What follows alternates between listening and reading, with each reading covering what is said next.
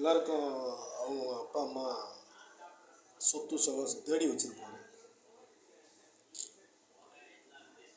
எனக்கு எந்த அப்பா அம்மா சொத்து சுகம் தேடி வச்சாங்க? எல்லாம் என்னுடைய உழைப்பு தான். அல்லாஹ்வுடைய கிருபை உண்டு. என்னுடைய சுய உழைப்பு.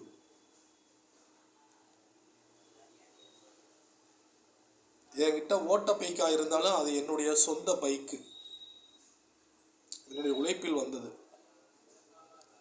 எந்த அப்பா அம்மாவும் கிட்ட இருந்து எனக்கு வந்ததில்லை. ஒவ்வொருத்தவங்க பார்த்தீங்கன்னா அப்பா ஆண்டிருப்பாங்க, அப்பா செத்த பிறகு மகன் ஆழ்வார் நாட்டை. அப்படி எனக்கு வந்தது எனக்கு அப்படி வந்தது கிடையாது. ரொம்ப கஷ்டப்பட்டு, துன்பப்பட்டு, துயரப்பட்டு ஒவ்வொன்றையும் நான் வாங்கினேன்.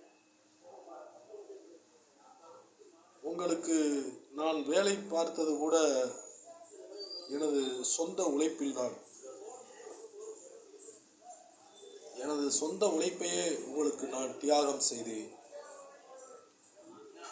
அப்படி இருந்தும் என்னை அல்லாஹ் ஒரு உயர்ந்த மனிதனாக என்னை படைத்திருக்கிறான். ஆனால் என்னை நீங்கள் நாய் போன்று காட்டியுள்ளீர்கள். பரவாயில்லை, நான் உங்களை பொறுத்தளவு ஒரு நாயாக இருந்துட்டு போகிறேன். நீங்கள் மனிதனாக இருங்கள்.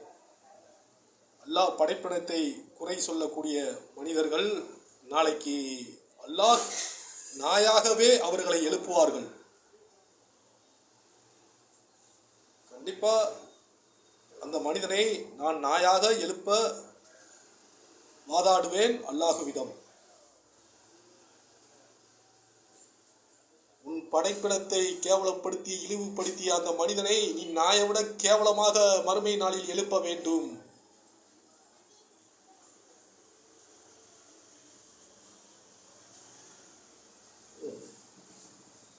என்கிட்டயே வாங்கி என்கிட்டயே சாப்பிட்டு என்னையவே ஒருத்தர் நாயின்னு சொல்றானா, அவன் எவ்வளவு பெரிய நன்றி கட்ட கேடுகட்ட மனிதனாக இருப்பான்.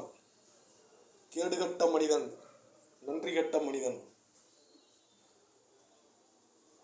நன்றி வேணுமாடா? நன்றி இல்லாமல் இருக்கீங்களா? சீ, இதெல்லாம் என்னடா மனுஷ ஜென்மம்.